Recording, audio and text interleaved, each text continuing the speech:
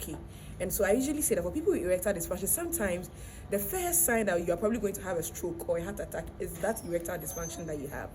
And so you need to manage the chronic condition, which is the hypertension or the diabetes or the high cholesterol. So first of all, we are looking at our lifestyle. So physical.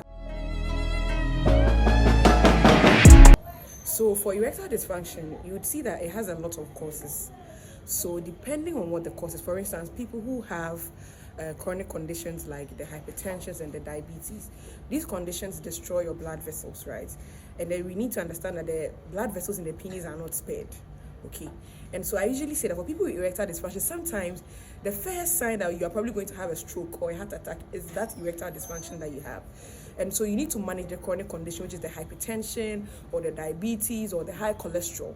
So first of all, we are looking at our lifestyle. So physical activity, you need to try to stay active, so exercise. Then we come to our diets, where we are trying to eat healthy to maintain a healthy weight and all that. And then if you do have some of these conditions, because sometimes it just runs in your family, right, then you have to make sure you're on treatment, especially the men. A lot of the men don't like treating these conditions because they think that it will rather give them erectile dysfunction. But there are a lot of drugs that do not give erectile dysfunction, and they also help manage your BP and your sugar. Yeah, so basically you can do some of these things: eating healthy, exercising. If you have any chronic condition, you are making sure that you're seeing a doctor, you're having it managed very well for you. Yeah. So when it comes to these aphrodisiacs, the things people take, is there any side effect to this thing? Absolutely, so many side effects, right? So when we are talking about aphrodisiacs, for instance, if it's a natural aphrodisiac, most of them have particular chemicals in them. And if you have an excess of some of these chemicals, it can give you problems. Something like potassium, right? If you have too much potassium in your system, we are worried because you can get abnormal heart beating, you can get a heart attack. Some people would go on to have a stroke, right? And then there are some other substances like the zinc and all that are contained in the natural ones that we do not want you to have excess of. If you take something like vitamin C, right? We call vitamin C ascorbic acid because it's an acid. So if you're taking substances that have too much of this acid, it can worry your tummy. So some people end up with the peptic ulcers and all that. And then we come to the synthetic ones, the ones that are sold in the pharmacies or made in the lab, right? These ones have their own side effects. So when you're taking them, you have to make sure that you are taking the correct dose.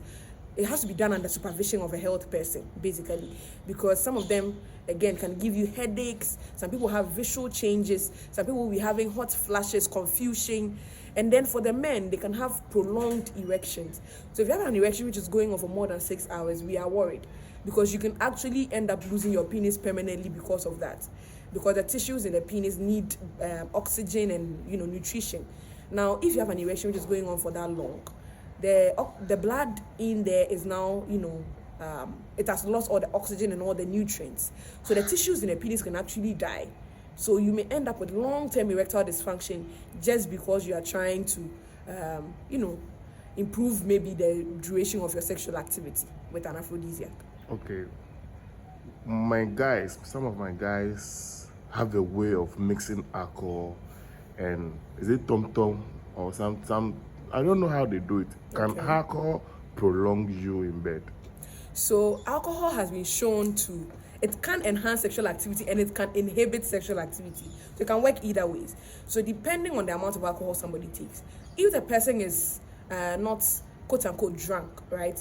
Alcohol helps to release some chemicals in the brain, something like the dopamine, serotonin, which help you to relax and make you feel good. So it can actually prolong sexual activity. But if it is taking too much, there are people who have taken too much alcohol and now they are trying to get an erection and the erection doesn't happen. So it can be either way depending on how much alcohol you are taking. But again, we don't encourage people to abuse alcohol just because they want to have erections. If you are living a healthy life, you have effective communication with your partner, you should be able to have your erections without the influence of anything. Yeah. So what had a healthy lifestyle for me to live so that maybe me and my partner will enjoy in bed? Okay. So we are looking at your physical health. So physical health, make sure you are exercising, make sure you are eating well, you are maintaining a healthy weight, right? Because it has been shown that people who engage in exercise, right, they are able to build like strength.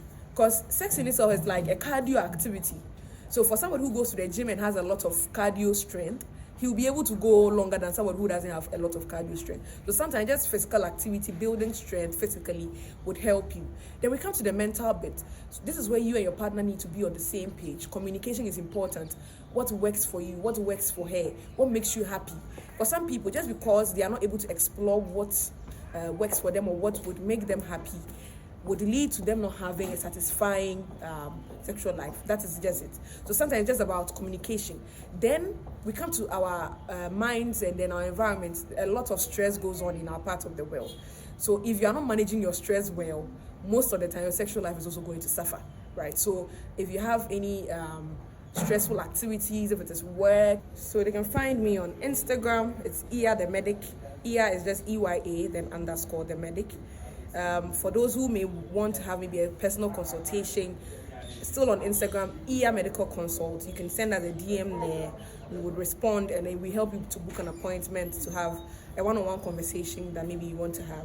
On Facebook, it's Esther Yesuto Agbozo, which is my full name. Yeah. Then YouTube is also Iya the Medic.